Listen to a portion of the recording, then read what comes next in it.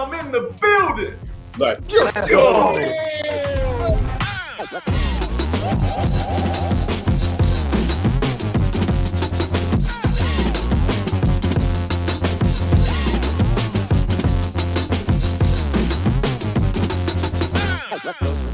Live with the Woodhog Roll! Let's go. Let's go.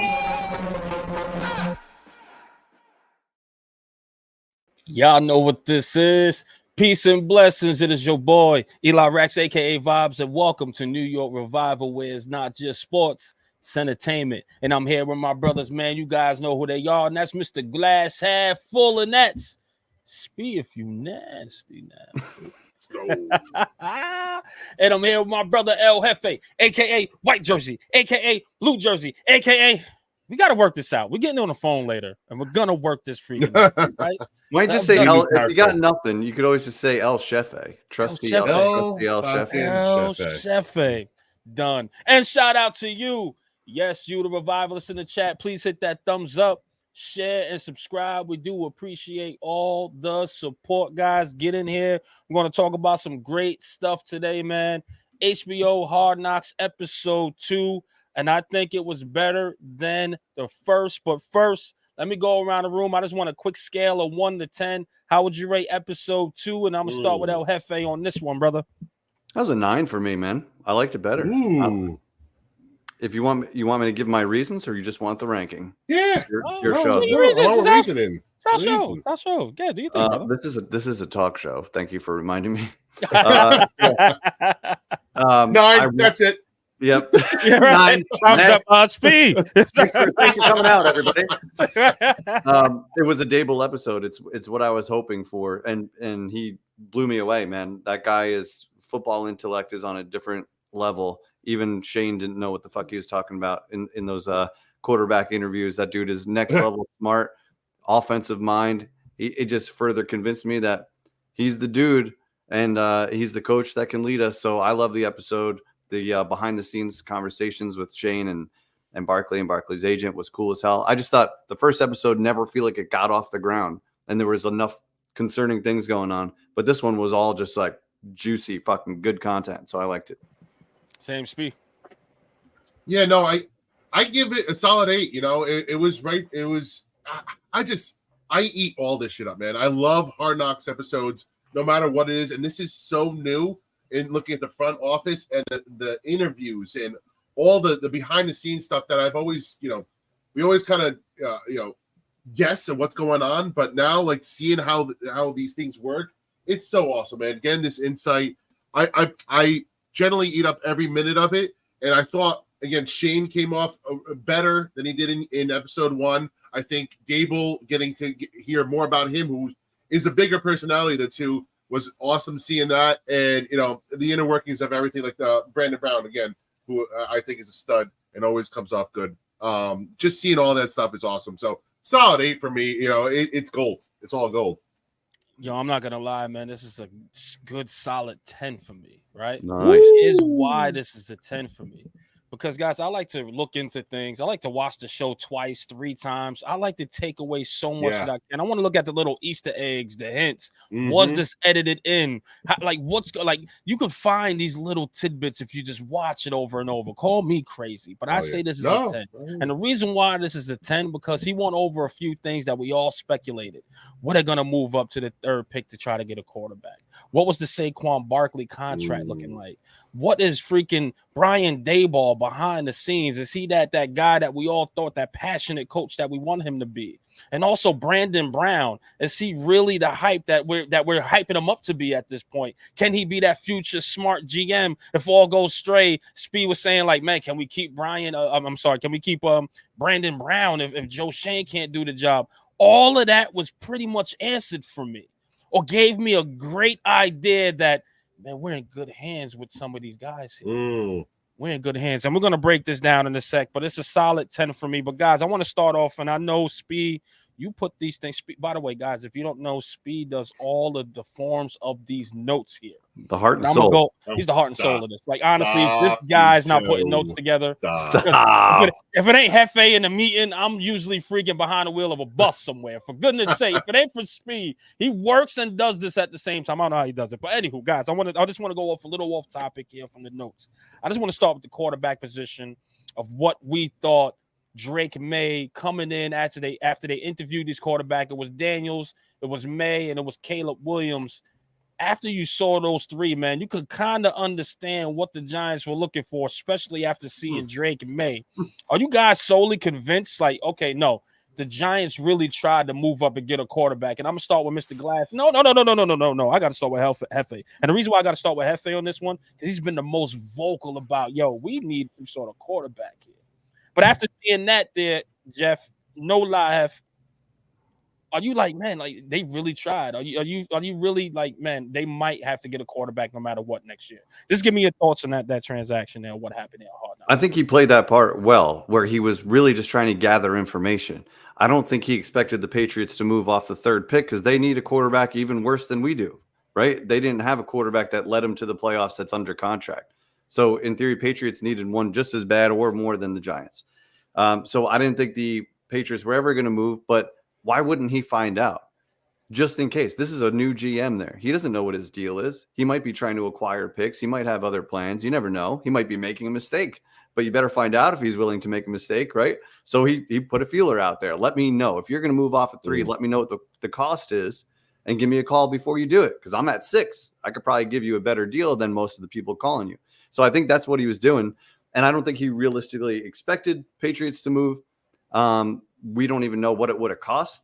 Would it cost several ones to get up there and go get him? But I think it looks like they really like Drake May. Those were the reports. So I think there was interest. I just don't think they were based totally in reality because there's no reason that the Patriots would have moved there.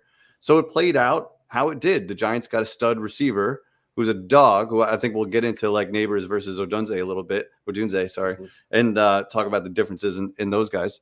But I think there is interest. He was finding out. The more information you have, the better. Maybe he was trying to forge some more relationships and just find out what the deal was. So I don't think it's any clear, definitive, man, they put all their money in that. But I think it was interesting the Giants allowed that to air, right? Yeah. I'm just saying, and let me ask you this, Hef. Do you feel like they're in or out on Daniel Jones after seeing that particular transaction? To be honest, I think they got a foot on each side of the fence. And maybe that's the only thing they can do because Shane gave him the contract. So he put his name on the line for him. But you heard him say several times, you need another plan. You got to have something else going on in the event he gets injured or doesn't perform well. So I think he was finding out what he could do because if you were able to get your hands on that quarterback, you can still ride Daniel Jones another year plus if you had to, and then and groom somebody behind him. So, I mean, I don't love everything I'm seeing from Shane across the board, but I see nothing wrong with him finding out options to move forward. Speed. Yeah, I mean, it's you could go into conspiracy theory here, but like, did Hard Knocks do it right after the QB segment to kind of bait you into thinking it or whatever it is, or there's some wild people out there saying that hey, maybe he was trying to trade up for a wide receiver. Dude, stop it! Come on, stop it! Let's live in fucking reality here. There was going to be a wide receiver there, one of the star wide receivers at 6, no matter what. Why would they? If Joe Shane was trying to trade up for a wide receiver, he should have been fired on the spot. If that's how it played out, fired on the spot, like that would have been absolutely asinine. But I'm living in reality. I think we're all 95% of Giants fans are living in reality. And in my opinion, this is a great omen. They tried to trade up for Drake May. Drake May blew their socks off. They kind of. I don't know what they stood on Daniels, but I think Drake May was the only option, to be honest with you. And they wanted him. And you hear Shane talking right prior to the segment about, hey, if nothing else, we have Daniel Jones with injury history here. Like we have injury history and that we need somebody else. And he realized they're in a historic QB draft. It's smart thinking. Hey, I'm going to draft my next guy in case the injury happens. But a little bit of that, I'm going conspiracy theory here and saying like, maybe they're trying to mask that. Maybe they're using the injury history as an excuse to the cameras, but I think they really just wanted. I think they wanted another quarterback. I think you saw Dable's face light up every time he was talking to a different quarterback. He just had a different aura about him and how like invested he was in these guys. So I think Dable really wanted his quarterback. I think Shane wanted his quarterback. And you don't go to the Patriots.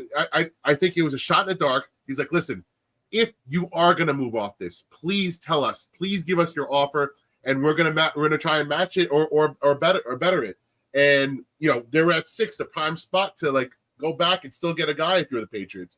And it failed, but it gives me hope for the future that they're doing the right thing and they do want to at least find someone that's going to push Jones, if not replace him. So I'm a happy man when it came to that segment.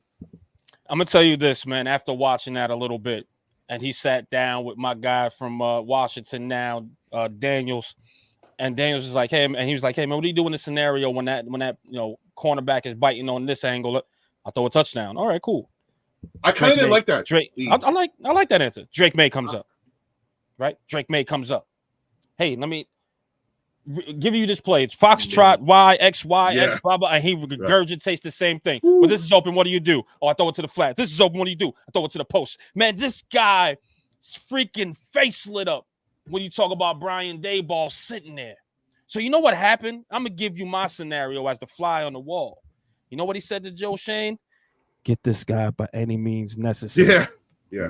And I'm gonna tell you what happened after that. You're gonna see Joe Shane running to the Patriots. Hey, listen, man, if you're gonna move out of that spot, please let us know. Please listen. I'm not begging you, but I'm begging you, please let us know. Tell us if you're gonna move away from that spot. Okay. Now, what that tells me is it's not no. He's not getting Marvin Harrison Jr. No. He's not getting a wide receiver. No, he wasn't even getting Joe Wald. He wasn't even mentioned in that particular category there of moving up. You know what he was getting? A brand new quarterback. Because you know why? Daboll was like, we need a quarterback. I understand you paid Daniel Jones, but we need a quarterback. And they wanted to do everything in their power to make sure that they wanted to get a quarterback here. What this tells me is let them cook. No matter how this season plays out, you got to let them cook until they get the guy they are looking for. The Giants might win 4 games here. And you know what I was saying? If they win 4 games, that's catastrophic. Get these guys out of here. But after seeing inside information, this is only episode 2. But after seeing a little bit of that inside information, you know what this is telling me? Let them cook. These guys have an idea of what a team should look like, especially that most important position that we have, and that's the quarterback position. The Giants want a new quarterback. There's no ifs, ands, or buts about this. The Giants want a new quarterback, and they're going to do everything in their power to make sure. Now, I'm not trying to say Daniel Jones isn't talented. No. I'm not trying to say Daniel Jones isn't smart. No. But is he the guy for this particular team right now the way it is? Definitely not. And the Giants have to do everything they can to make sure that they get the guy they need, especially Daboll. Let him cook. So I'm saying this season, Giants fans, when it goes astray, and if it does go astray, and we just look terrible, let them cook. That's all I wanted to say. That's all I wanted to say. I want to get to the super chats here, man. Okay, again, I'm sorry. You gotta hope that they win a lot more than 4 games to keep the noise down, so that we keep Daboll. Like that's where I'm at, because if he doesn't get a chance to get his hands on his own quarterback, and groom him and draft him and do all the things that he wants to do, we may never see the potential of what Daboll could be as a head coach and what he's done in this league. Don't say that. I really hope it's not true. There's 2 supers, and then there's another good question from Null Void that I want to get to. But Chris Peace, legend. We're loving it too, man. All the extra content is just pure gold for us, for fans, for everybody involved. It's just awesome. And not surprisingly, Giants fans are running with any piece of information that supports their agenda. And we'll remind you, we don't have a fucking agenda here. No, we don't care. We're calling it like we see it. So, we're not truthers. We're not haters. We're just calling it like we see it. So don't forget. And Jeff, it's funny because people can look at the same exact clip and think so differently about what is being said and portrayed. It's just hilarious to watch everything go down. Like even when it comes to Barkley, when it comes to the quarterback position, when it comes to anything, it's the same. We're all watching the same thing. but we're taking different things from it. It's kind of wild, man. But again, that's why we're doing this. We're telling you our opinions, and our opinions are not always the same. You know, we do align on a lot. You know, we think alike on a lot, but we're not always going to have the same opinions, and that's fine. That's fine. It's all good. Another one from C's here. Dave's lit up more for those QBs than Jones. So what's interesting is, like, in 2022, you saw Dave's loving Jones. There was a lot of, like, you know, sideline stuff where he's smiling at him, he's pumping him up, like he yelled at him from time to time. But that was a guy who was developing and heading in the right direction. And then last year, you know, even before the injuries, the sideline mood was so different. Like he looked like he wanted to beat the shit out of Jones. He did not look like a coach who was encouraging him. He looked like just furious at him. So I'm not sure what could have happened in that offseason that was so different, because you saw it in week 1 right away. Granted, shitty, horrendous week 1 game, but it did seem like the vibes were different there. I wonder how Dave's really feels now, because they at least did their homework on all these quarterbacks. You can't say that they didn't. I don't know. What do you think?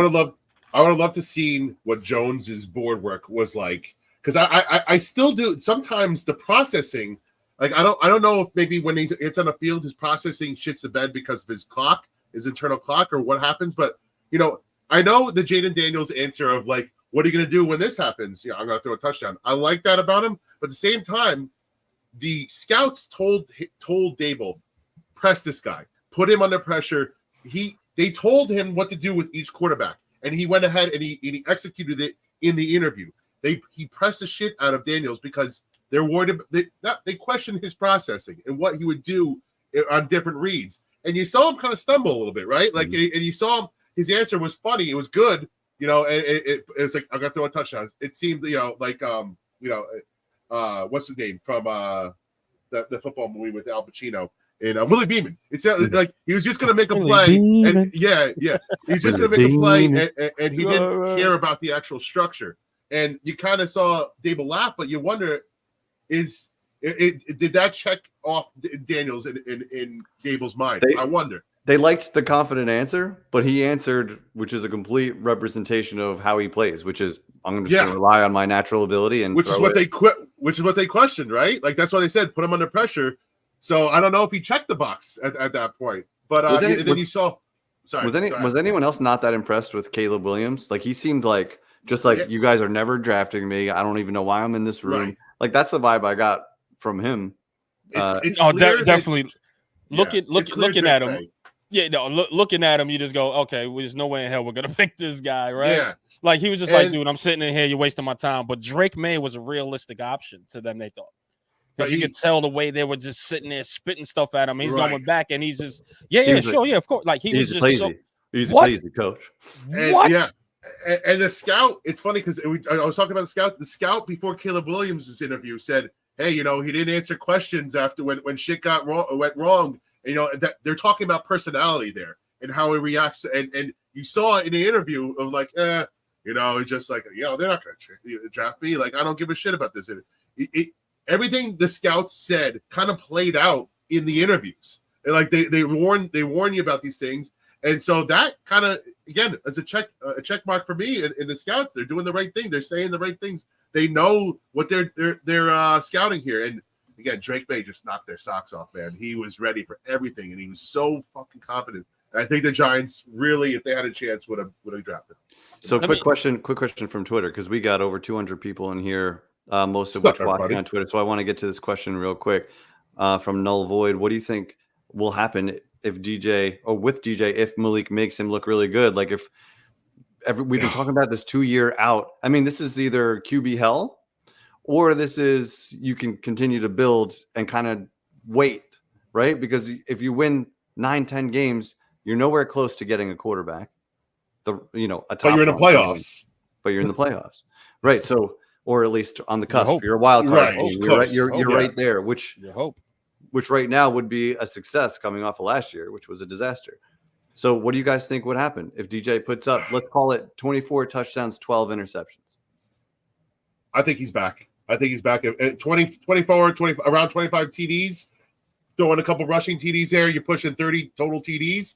If you win 9-10 games, I knowing that love that Mara has for him and that what they're paying for him, I think he's back. But what I'm interested in, just real quick, is Neighbors said how when he's not getting the ball, he doesn't handle it sometimes properly, and that led into the Dable segment, which we'll talk about more.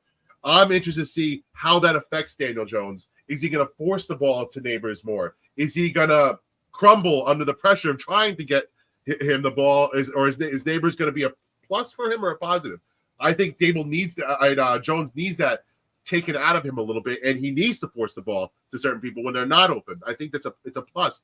How he handles it will be have a long way. It goes a long way to how good Jones is going to be in the end of the day. That's what I think, and it'll be interesting. Let me say this, man, because looking at it, right? Unfortunately, 20 touchdowns. You said 10 wins. They're in the playoffs. Mathematically, they're not going to be high enough to get a quarterback. So, of course, Daniel Jones is going to be here. But we're still in quarterback hell, unfortunately, guys, right? Because we're still going to have to get a better signal caller back there. Now, if Daniel Jones miraculously turns it around and he looks competent and he looks like he's the guy of the future, he's looking like Peyton Manning back there, where it's a huge night and day difference. I don't know if I'm still sold on that, because that next year, which is this year we've just been in, the first game coming out of Dallas, he didn't look too competent, unfortunately. But the year before, it looked like he got rid of some of those things, So it's hard to take him to the bank. He's just so flippy floppy. So I just don't know. But if they're winning games and Malik Neighbors is making them look well, I get it. And unfortunately, like I said, we're going to be mathematically out of the equation to actually get a quarterback. So yes, he will be back. There's no doubt in that mind. But we'll see. And it's still not enough to make you a legitimate team. We had Eli and Odell putting up historic numbers. Facts. And the Giants only sniffed the playoffs 1 year. So it doesn't mean you're going to be good just because you have one receiver going off. You need a full running game. You need the defense. You need all these things. So it's not enough just to have Neighbors going off. Agreed. Totally agree. And let me just say this, man. Shout out to Charlie, man. Charlie's like spamming chat. Uncle Charlie, going off today. I see you, Uncle Charlie. This is just all hypotheticals, and we're just talking here, Charlie. All right. But let me say this, Charlie. Let me say this, Charlie, man. I understand, like, if they have a bad season, you want to fire everyone, but where's the continuity? Where's the stuff that we asked for before they got here? Like, give them time to cook. Yes, Joe Shane made some bad calls. We understand that. But we also see him behind the scenes stuff where we're like, man, he's actually trying to build a winning roster here. He is. He really is. I'm sorry. Maybe I'm wrong, but after watching it, yeah. I think he's really putting his best foot forward here, and I think there's more good than bad per se. Yes, you can talk about the Jones contract. Yes, you can talk about the other things as well. You can talk about Evan Neal. We can talk about all that, but there's a little bit more good than bad. I think the good is outweighing the bad here. But again, I think it's a push. The season's a push. We had one successful season, one bad one. This one's a push. You go either way. I still think they'll be here. But let me say this, man. I'll say this. Saquon talk. We actually got an inside of what Saquon Barkley contract is looking like, what they were talking about, and etc. I just want to get your thoughts on it, man. And I'm going to ask Mr. Glass half full here, brother. Do you feel like Saquon betrayed the Giants? Because Joe Shane is like, hey, man, if you get an offer, please come back and talk to us. But in past tweets, Saquon's like, I was never given an offer. But before that, you had Joe Shane saying playfully to the guy there that does all the media stuff, was like, hey, I offered you a contract 2 years ago, and you didn't. It was a lot of money. You didn't take it. Nah, I'm not gonna say that. I'm just kidding. I'm just kidding. I can't say what I want. I can't really say that publicly. I can't say that publicly. I get it. But I did give him a lot of money. That's why you can't take, like, he's a good GM in the sense that he says nothing in press conferences. Yeah, right. Much. Right. Like, or he'll be like, everything's on the table. Behind the cameras, he was saying, we're not going to franchise tag him. Nobody wants that. But then to the camera, he's like, I wouldn't say that's off the table. He's GM speak. He's finding out what it takes to move up to 3. He's putting out there that he's interested in Joe Alt. They're looking at receivers. He did everything so that there's no read on what he wanted to do. Now, I'm not quite as confident as Eli that he's definitely building the right roster and he's doing all the right things. Like, I think the truth is still to be determined on how good he is as a GM, because he doesn't appear to be a great negotiator and he doesn't appear to be a great drafter. So you can't say he's great at anything yet. I could say that Dable cooked up some magic in year 1, and I think we're riding on that. And I think Shane has benefited from that. What if year 1 was the disaster we expected it to be? You know what I mean? Yeah, we'll never know, because Jones wouldn't have come back, but it'll be a whole different team. Correct. Yeah, But- it'd just be different. Yep. No, it definitely won't be. I don't say he's doing a great job, but it's definitely good.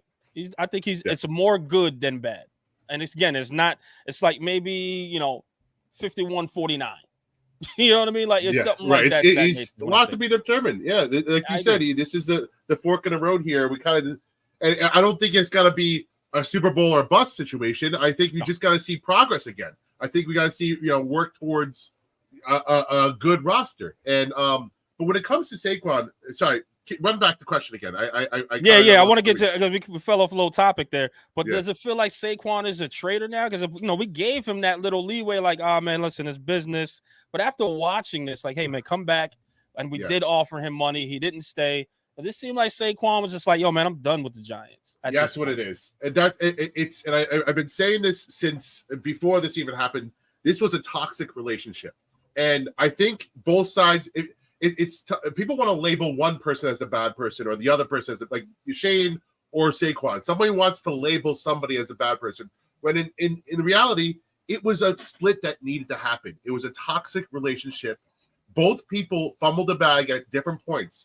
Saquon fumbled the bag, I think, initially or in 2022 when he was offered that money to buy. The problem with the offer is, and what we don't know still is, yes, maybe Shane was willing to give him a lot of money, but how much of that was guaranteed? We don't know the answer to that, and that might have been the issue at hand with Saquon, why he rejected. Or maybe he believed that he had the best season of his career or second best season of his career, and he wanted to cash in and get that CMC money, and the market just fell apart. They didn't expect it, they didn't think it was going to happen, but that's why he he demoted his agent. He demoted his agent not because they were doing a great job. You don't demote somebody that's doing a great job. He demoted them because they fumbled the bag. And I think he wanted to be a Giant, and it didn't happen. But then later on, I think Shane was just he didn't call them back, and Shane wanted to call back, but at that point Saquon was done. He had one foot out the door, and he wanted to be gone. And I understand that it's been a shit show. The whole thing. He just wanted a fresh start with a better team, and good for him, good for both sides, and I'm glad the way it worked out at the end of the day. Hef. This is one of the things where I'm mostly good with how he handled Saquon. He knew that the Giants were not a roster that should be paying $12+ million to a running back. My problem again is that he didn't get anything in return. If you're losing your best offensive player, get something in return. And I think he couldn't pull that off. He couldn't trade him because you still got your owner chirping, saying, I'm going to be sick. Yeah, he still wanted him. I'm going to shit my diaper if we lose Saquon. And like, when you have that in your ear from your boss and the owner, you know what I mean? Like, that's hard to navigate around because football guys know that, all the data says you don't pay a running back at this point in his career. The Eagles are built different. So at the end of the day, Shane thought he was worth X. So Barkley wanted to be worth more. They disagreed. So I don't think anyone's at fault. Saquon got to go in the state where he played college ball, right? I'm sure he's got a lot of ties there. He gets to go down the road to a really good offensive line, a playoff team.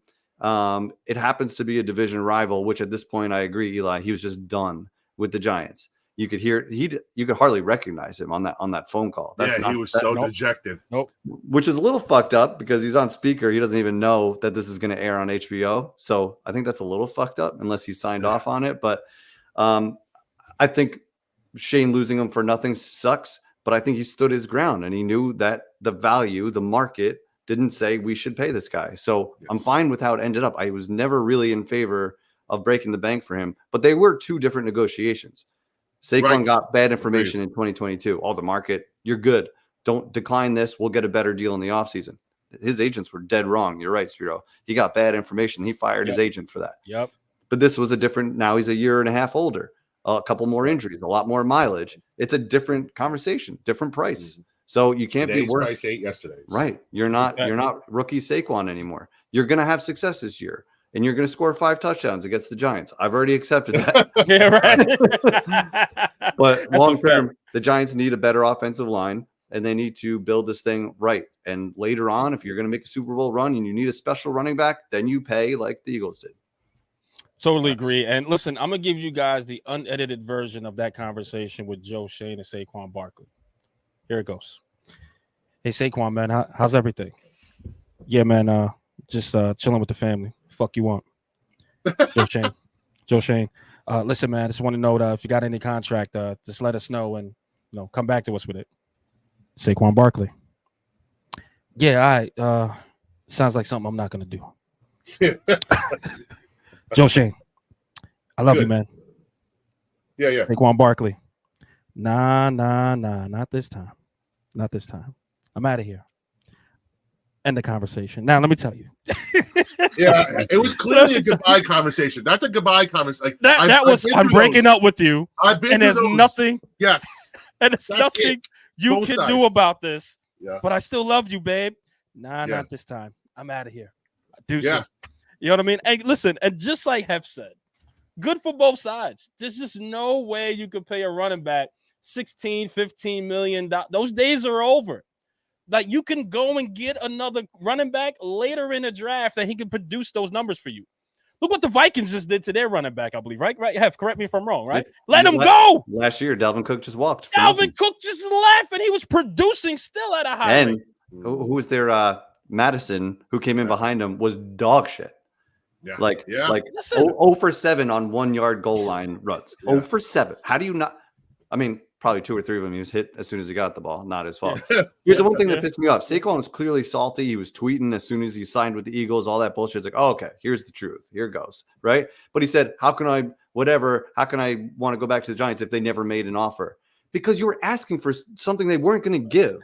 You got 16, whatever you got from the Eagles, you knew the Giants weren't going to offer. No. So maybe that's why Saquon didn't call, because he knew there was no deal to be made. So it just is what it is. Just and listen, and I get the smoke and mirrors of it, but sometimes the fans just want like, yo, I ain't with it. Don't talk about Giant for life. Don't talk about Ring of Honor, because Joe Shane was like, well, if he wants to be part of the Ring of Honor, like that's a selling point. That was leverage. That's a selling point. That was leverage from like for real. Camp. Like that's really a selling point to keep somebody here. The team has been a complete shit show for the past 10 years. You had one playoff win since the poor kid has been there. The kids, listen, here's the thing. You either pay him or win. And guess what? You're not winning, and you couldn't pay him. He left. Mm-hmm. This is that simple. Why sit here and sell him over things that is just like no disrespect? Because shout out to the Ring of Artists there. I love those guys up there. They produce very well for the Giants. But as a young man coming into the league, knowing how the franchise has been, and I've been around and I've seen that, that's not a selling point for me. At this point, I'm like, yo, either I'm going to go chase the ring, which I'm going to go sign with Philly for because they're in win mode right now, or I'm going to go to another team that's going to pay me buku amount of money, and I probably won't be a Hall of Famer, but hey, at least I got the money. So guess what? He took that $12 million, $11 million, whatever the hell the Eagles gave him, and he went there because why? He wants to win.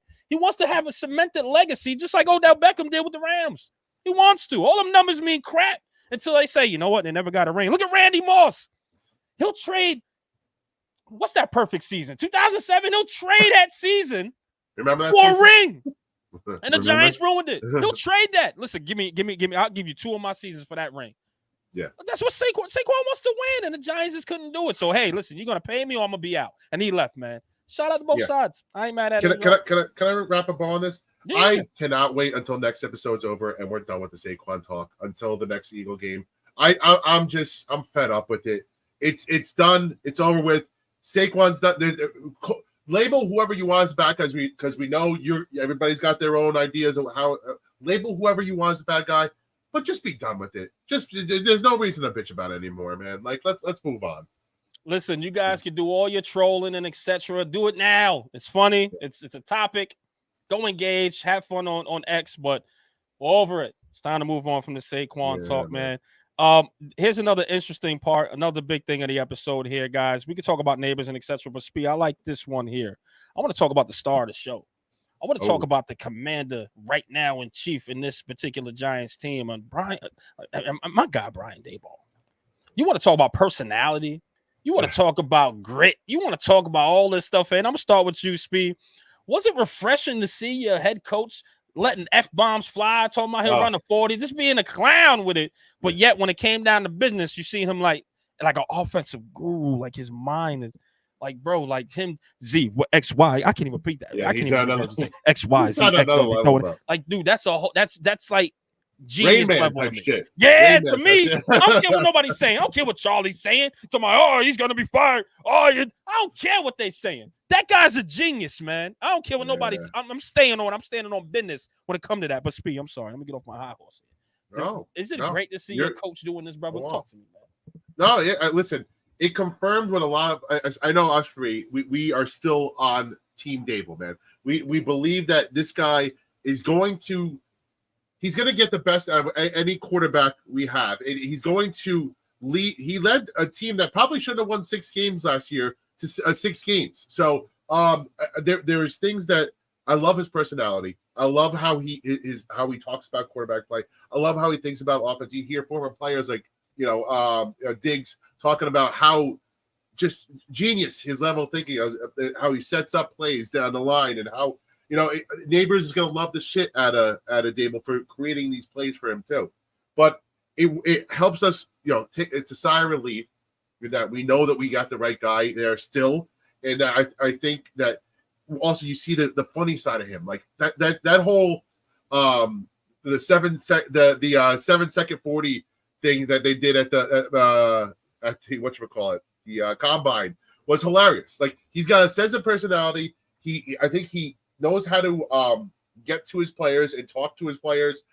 There's so many positives that you could take from that whole segment, and I wanted to see more Dable in this show because I don't really care about what Shane says and what how he talks, and I love our personality and our head coach, our CEO, Dable, and I think that was a great way to get us back. Anybody that was on the fence about him after last year, I think they pushed him back to Team Dable again after that. Stock has risen. His stock has risen. I'm in, man. I'm back in.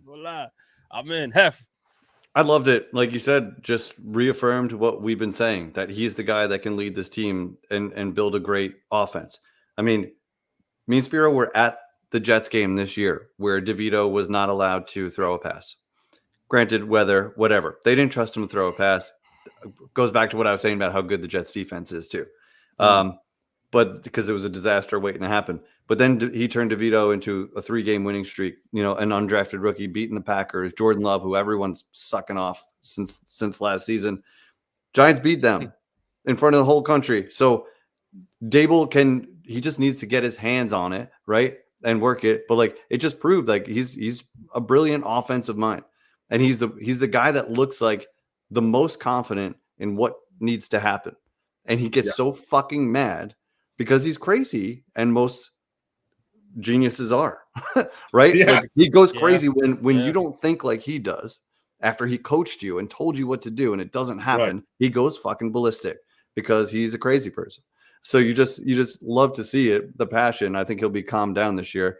But how is he going to run a 7-second 40? He might have a heart attack right after, but he's a little bit slimmer. He lost weight now. He lost some weight, bro. But with all the shit he talked, if he got a chance to do it, he would run so fucking hard that the wheels would fall off. You know what I mean? I can attest to the wheels falling off. As we all saw earlier this morning when we put the clip back out. I can test, and then you know what? I lost weight because of that 42. So maybe this kicks him into gear. And it's funny. But one more. I was fucking flying. You were flying. Oh God! But the one segment, one thing you said, Jeff, was is he going to calm down? And I thought that one segment was funny too when he was talking to Neighbors about how Neighbors was, how do you handle losing or not getting the ball? And Neighbors like, I got frustrated, I get angry, and Dave was like, I get angry too. And Shane looked over to like. We're not going to do that. He rubbed him on the back. He's like, we're not going to do this again, right? We talked about this, buddy. Yes. You're going to be. Yeah. We're not going to do the whole blowing up thing, right? And it's just funny because he's got to teeter on the edge here, man. You don't want to. And you said it too. You don't want to take away his passion, what makes him great. But also, you can't be doing that. Can't be doing that shit and showing up your coaches, and showing up your players on camera, live in front of everybody. Well, we all talk about him throwing the iPad at Jones and throwing that shit on the ground, and it doesn't help you in any way. It doesn't help anything because you're throwing your quarterback under the bus on camera. There's cameras everywhere. They capture everything. If they got Mark Sanchez sneakily eating a hot dog on the sideline, they're going to get you throwing an iPad, right? And then it just brings more questions and distractions and bullshit. Right. and it makes He's you got look like 20 you're down off. a little It makes you look like you're off the rails. I'm telling you Eli right has a now, different thought. if What do he you got? was in Cleveland and he threw an iPad at Johnny Manziel, they'd be like, holy shit, he threw an iPad at Johnny Manziel. If he was in Minnesota and he threw a freaking at whoever the hell's the quarterback there now, Sam Darnold, I don't even know. JJ. Oh, he threw a quarterback. For He now, threw a quarter. Yeah, right. He threw a quarter. He threw an iPad at him. You know why it's such a big deal?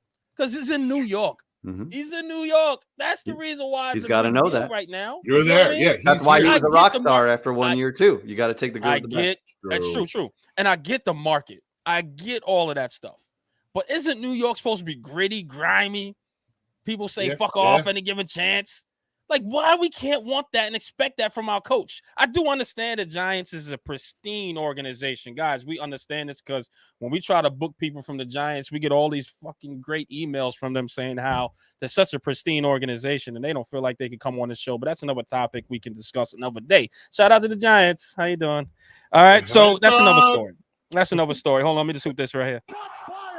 Shots is fired. Shots is fired. But anywho, but again, I get it. I just want my coach to have that edge. If you take away, that's like saying, "Hey, man, you throw the flat, you throw to the flat pretty well, but I need you to throw." Actually, that's just a terrible example, but here we are. I need you to throw it a little bit deeper there. But coach, I can get first downs and the touchdowns if I throw it to the flat. Nah, you just gotta throw it a little deeper there. Listen, if the guy's that passionate about the sport, you just gotta let him be passionate. And again, he's not beating anyone the hell up. And to be honest, he threw it in the direction of Daniel Jones. He didn't throw it at him. You know, he threw it in the direction of him. You know what I mean? So again, you want that guy. You want that guy to like. This is what we wanted Joe Judge for. When Joe Judge was like, "Yo, you supposed to go out of bounds on that play? You supposed to go out of bounds on that play?" Man, we were screaming on like somebody to go out of bounds and they didn't. Like we want that. So to take that away from him, that passion, it's like, man, what are we doing here? That's like one of his best attributes. We want him to be honest. We want him to be real. We want him to be like, "Yo, we lost. We fucking lost. Why? Why we lost? I don't know." Like we want Dayball to be that way. Why take it away? I don't know. For me, I want that coach, man. I want that guy to show because it shows that he cares. It shows that he wants to fix it. Shows that he wants to be great. He shows that he wants the people around him to be great. So to reel that in, I think is crazy. And the Malik Neighbors, I just want to say this, man, because we looked at a DOOZIE and then you look at Neighbors during that interview process a little bit, right?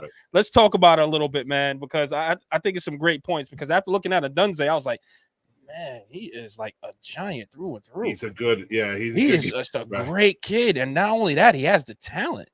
He's the Saquon coming in being the face of the franchise type thing. You get what I'm saying? Like the words were immaculate. It was great. While you have Neighbors giving you that Joan, that Louisiana talk. You know what I mean? The jaw a little heavy. You know what I mean? Like, yeah, I'm gonna throw it right here. You know, like he just sounds like he still sound polished. Don't get it twisted, but I felt that little bit of that New Orleans, that Louisiana or something in him. You get what I'm saying? So I just want to go around the room and I'm gonna start with El Jefe on this one, man. Looked like Joe Shane kind of wanted a DOOZIE, but you tell Brian Daboll was like, "Yo, give me Neighbors, bro. Give me Neighbors, man." Are you happy with this pick, brother? Yeah, and I think it was kind of a win-win scenario. DOOZIE is just so polished, right? He's just clearly like a great speaker, communicator. He's got that, and I think he's going to have a nice career in the NFL. I think he's going to be good, and he's linked up with Caleb Williams, right? So he's going to be fine. He's going to have a nice long career. I think he's buried on the depth chart to start, but I think he's just going to continue to get better, do and say all the right things. Neighbors is just that kind of talent that you can't coach up. You can't teach a guy to have size, speed, power, ability the way that Neighbors does. If he works as hard, he could be among the best. He could be that top. He has that top tier potential. I would say DOOZIE is slightly below that, but he won't cause you any headaches ever. The guy is just a pro's pro. So I think it's interesting. And I think Brandon Brown was pushing for this Neighbors pick, as we talked about. How many dominant players at that position have been choir boys? That was one of my favorite quotes of the night. And it's so spot on. You want a dog, you got to put up with some shit then, right? Wow, I just that was just off the cuff, guys. That was like one of my favorite quotes ever. You gotta pick up their shit. You gotta pick up their shit once in a while. So they wanted the dog, and I think they want a game breaker. That's what they got. And listen, let me say this. I'm sorry, Speed. I'm gonna let you go right after. No, go. But sometimes you just gotta have that batshit crazy girlfriend. You know what I mean? Yeah. Like sometimes you just gotta take the good with the bad. Listen, she cooks, she cleans, and she got other things that's great. She a little crazy. She a little crazy. Sometimes you got to take the good and the bad. You know what I mean? And Malik Neighbors is that guy.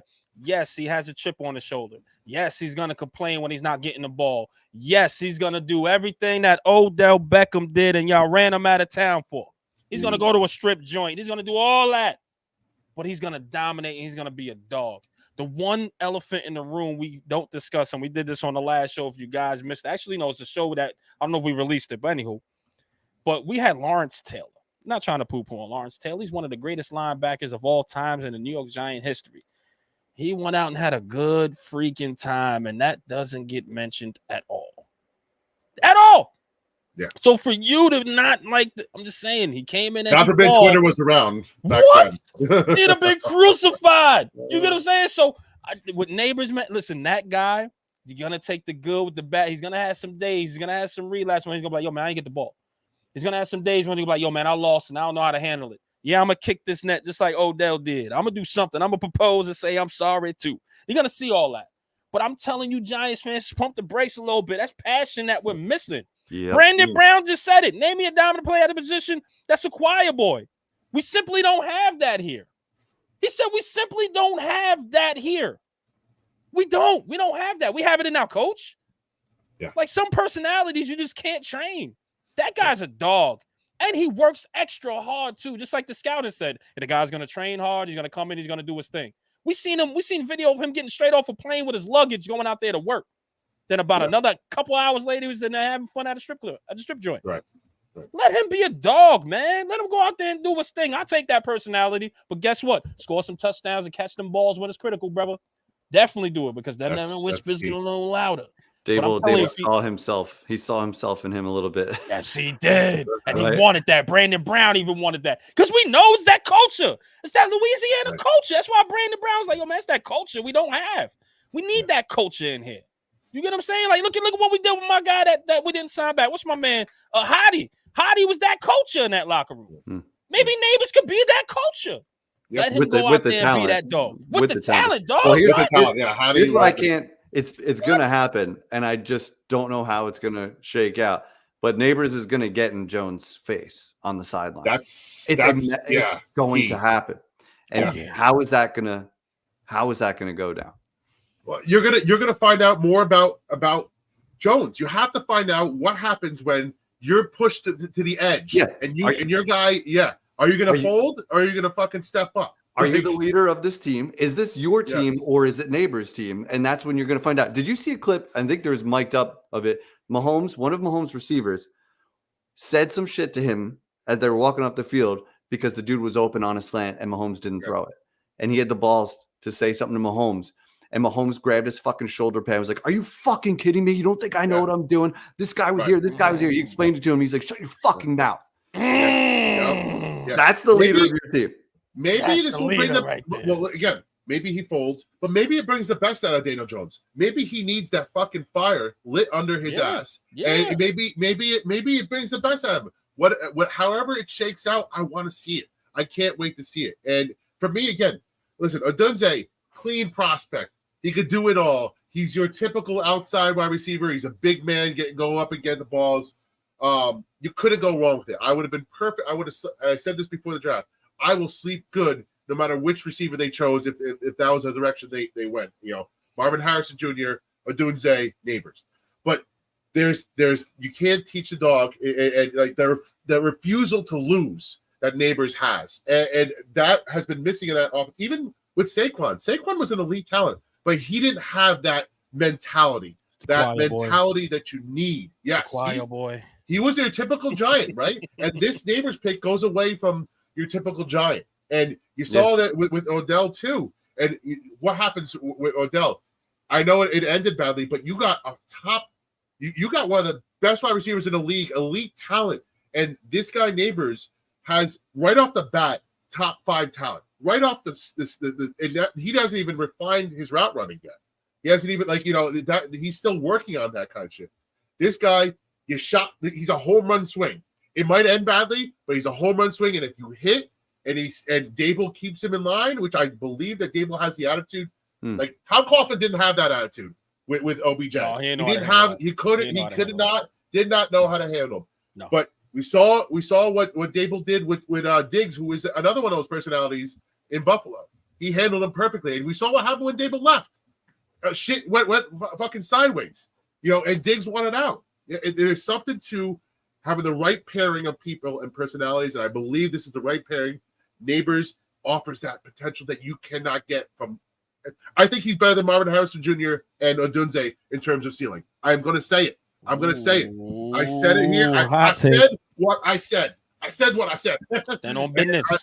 I believe that this guy Neighbors is special if they can harness it, and I believe he's going to work so hard to be the best wide receiver in the league, and I'll take my chances with that. Okay. Amen. No, I even say this, Speed. I'll piggyback you. I'm piggybacking this all the way. I say after it's all said and done, if he's here, everything goes right. I think he might be the greatest Giants wide receiver we ever seen. I'm gonna put that here right on the table right now. And I think he's gonna beat Odell records as well too. So let's see, man. I'm gonna piggyback that too. I agree with that. Eli, we got that super chat clip, or we got to remake it? I gotta remake it, man. I'm upset. I'm sorry. Yeah, man. Holy shit, a super chat. There we go. I'll do it live. Should have put it record. Hey, Johnny. Hey, Don, I think you might be a new listener. Thank you guys for the content today. Agree with your points. Been saying let's move on from Saquon talk, but I got chewed the F out last night. There's a lot of Talking Giants. Well, hot topic. A lot of feelings on both sides. We're getting new information, so it becomes a topic again. He's gone. We know that, but and it will be next week too. Oh yeah, it will be. It will be. But you know what? Listen, listen. We said this before. I think the free agent begin. I'll say, guys, if you love Saquon, let him go. Like that.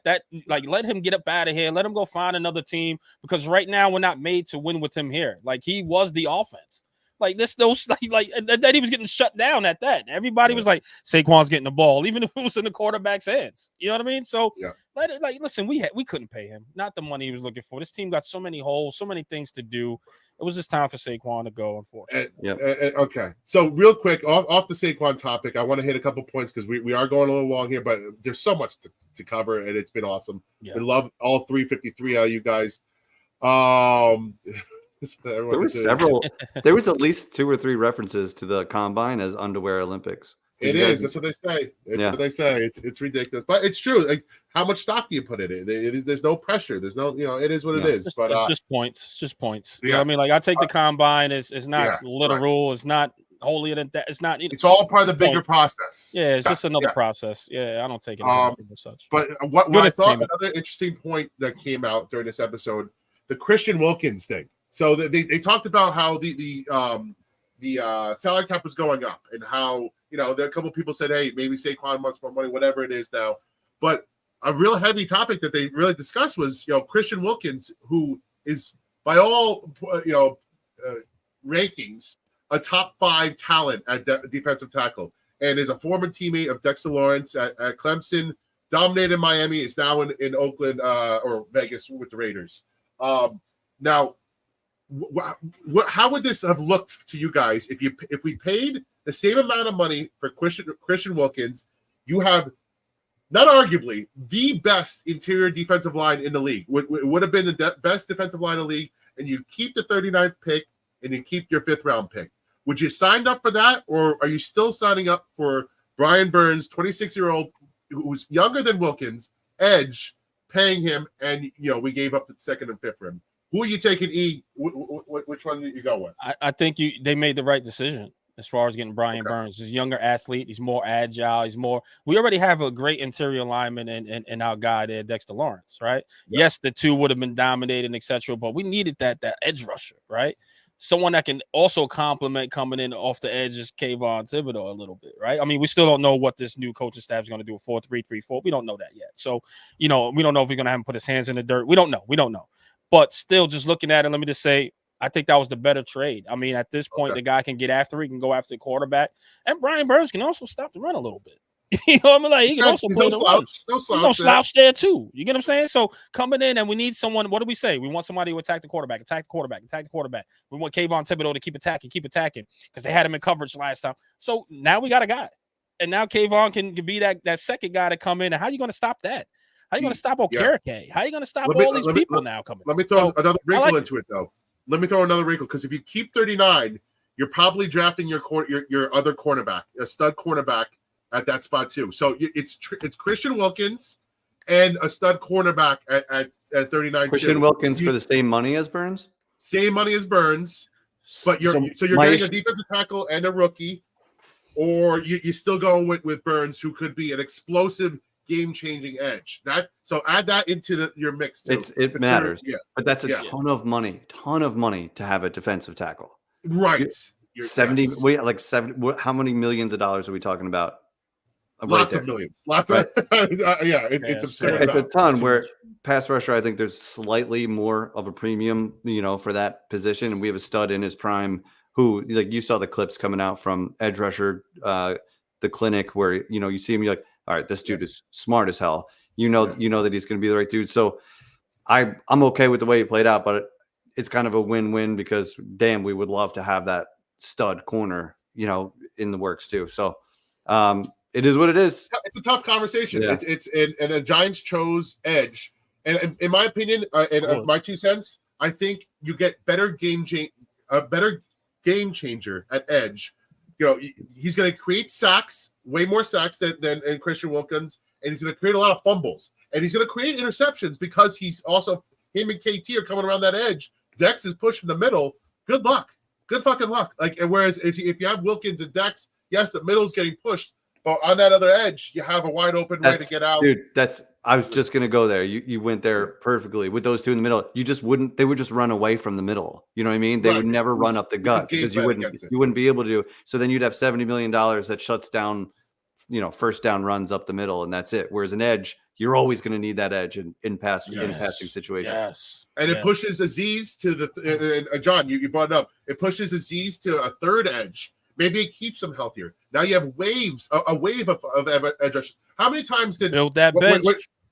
When Aziz got injured, which he always has the past 2 years, it was just KT and that's it. You double KT, there's no pass rush anymore. There's no, it's done. And we're throwing out Hattie, we're throwing out Timon Fox, we're throwing out all these guys we pluck off the street, and they just could not get to the passer on that other edge. Now you've come in edges. Someone gets hurt, there's another guy back there to give you help. Maybe you throw all three of them in there on passing plays, third down. You have so many more options now. Give me Brian Burns. I know there's 39. It would have been nice to get a CB2, but I'm taking Burns. Speaking of CB2, real quick, I thought it was funny how Shane said, hey, I could play CB2 at this point. He threw that in there. And that was to concerning. Me, that shows it's concerning, but to me, it shows that he knows there's a hole still there. Awareness. There's a hole there. Yeah, there's awareness. And I will. I'll stick to this. That CB2 is not on the roster yet, in my opinion. It's not on the roster. Definitely not. I mean, we'll see after camp. I don't want to say totally off the roster. We'll see after camp and etc. After it holds up. But the fact that, like you said, Speed, Joe Shane knows that there's a need and it's in the back of his mind.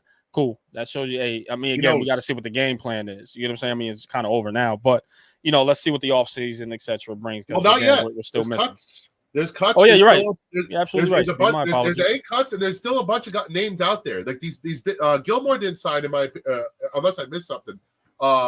Jackson is another guy that didn't sign. There's big names out there that are waiting for teams to get real desperate. That's where I'd like to spend money, and because there will be cuts. You can add guys, you can add bodies. Sure, but I'd rather spend on a veteran and shore up the position, get a leader in the back half of that defense. And I think we'll see. I agree. And also, man, I just want to say this. It's funny how we bought this guy up literally probably an hour ago, and he's in the chat. Shout out to R0B, man. I hope all is well. I hope you're doing good, brother. It's good to see you in the chat, man. Holy cow. Literally, how we just said that shit. Wow, man. It's the best. Holy cow. Yeah, good for you, R0, man. We got to catch up, man. But guys, man, we thought we was gonna do a 30-minute show. Here we are almost hitting an hour. Literally, I guess we'll wait. Shout out to the 360 that are in the building that is watching. Go back if you can. Go on YouTube, hit that subscribe button. Shout out to John, man. Seems like a new guy that was in here in the chat as well. We do appreciate you coming in. You bought it today, so I appreciate it. Shout out to the Revivers of the Month. Seize the moment. If you guys missed that episode where he was on the show, go back and do it. Maybe we'll have him on again because, man, we broke down a live breaking news of some Knicks. And, yeah, he seized the moment, was ready to get the hell up out of here. So shout out to Seize, man. But, yeah, man, shout out to you. Shout out to you, the Revivalists. Please hit that thumbs up. hit that subscribe button. Tell a friend to tell a friend. This is how this show grows, and we get some great guests coming on the show. So, guys, please, you saw the intro. We got good people, man. So keep it coming. If you hit that like button and subscribe, they will come back. And, man, of course, man, Hef, give me that music, baby. Give me that music. Oh, okay. All right. All right. That music for me. Give me that music. Set the mood. If you guys don't know, now you know. This entire show is sponsored by Underdog Fantasy. If you use code Revival, Underdog will match your deposit by half, up to $250. So that's right. Sign up today. Use promo code Revival, and they will match half of your deposit up to $250. So today, sign up for Underdog Fantasy. Use the app, guys. We will be starting a fantasy league on that app. It could be as low as $10, guys. Come in, come talk some mess with us. Starting this fantasy league. We're gonna have a group chat for it as well. We're gonna start opening it. I think sometime. Did we say next month in August? We're gonna start opening up the league and etc. August. That's when you start getting that little tingly feeling in your plums that fantasy football is back, and that's when we're gonna do it. We'll get the league stood up in August. Stay tuned. Right around the corner, maybe. Right around the corner. Yeah, man. You know it. I agree. And let me say this too, man. On top of that, maybe we do a live draft where people come up and do their picks. I'm just throwing it out there. Oh, hell yeah! Do a live draft where you guys can come on Revival, pick your guys on fantasy. Just saying, Spee. I like this, Spee. Spee, it looks like, man, come to the bedroom, Spee. It looks like you're ready for the bedroom. Come to the bedroom, Spee. We love Spee. That sound crazy, right? No did it. That sound crazy. No did it. That's my brother. That's my brother. But no, man, yes, guys, of course, come do this, man. Please use go to Underdog Fantasy, download the app today. Use promo code Revival. Get match your deposit up to match your deposit by half up to $250. Guys, please tell them we sent you. Do it today. Those guys are great. They're sponsoring our show from here on in, and those guys are doing well. But man, we gotta end the show, man. On behalf of my brothers, man, Mr. Glass Half Full, you guys know him as Spee. If you nasty now, let's go. Let's go. And my brother El Jefe, aka White Jersey, aka Blue Jersey, aka El Shefe. Nope. No. This doesn't feel good. We'll talk. I gotta write a new sketch for you. That's the problem. We need a new one. You usually rely on making fun of whoever the whitest name and voice ever. Hey, Frank. Frank. Damn it, Frank. Oh, I like Frank. that, man. I don't know. We haven't heard from them in a while. Yeah, I think it's time.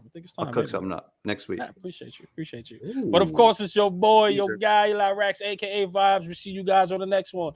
Peace and blessings. Yes, sir. New York Revival, I'm in the building. Let's go.